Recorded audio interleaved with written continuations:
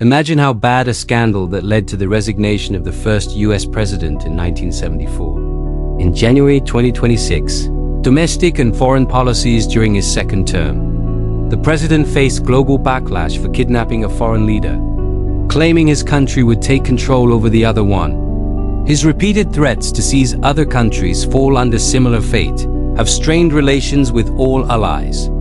The Justice Department has opened a criminal investigation into Federal Reserve Chair. Immigration violence, domestic and social scandals have grown, and unrest following the red rum by an immigration officer.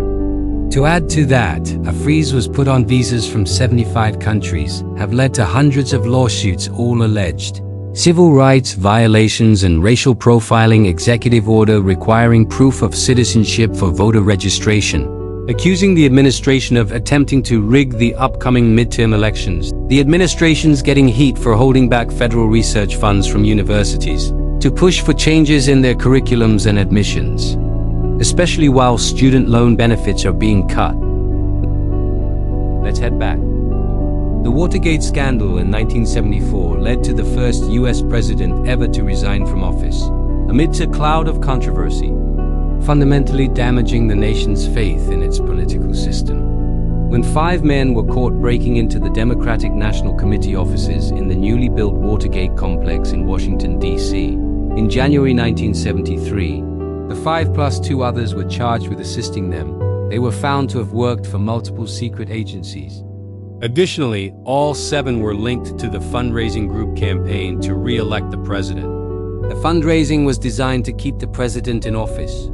Furthermore, police investigations also revealed that the burglars were being bankrolled by the president's administration, despite White House officials strenuously denying any involvement. 2 months later, in November 1972, the press, specifically the New York Times and the Washington Post, highlighted the president's link to the break-in, dedicating many exclusive articles to the scandal with the help of a mystery informant known as Deep Throat.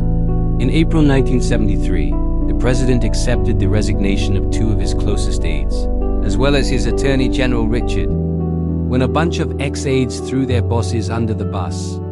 The big takeaway from their testimony: the president's been recording every chat in his office since 1971. The president refused to hand over the tapes. Does that ring a bell? And he did this in July 1974. Those tapes were finally revealed They exposed him and his administration as being in league with the Watergate 5. The Judiciary Committee recommended he be impeached for obstruction of justice, abuse of power, and contempt of Congress.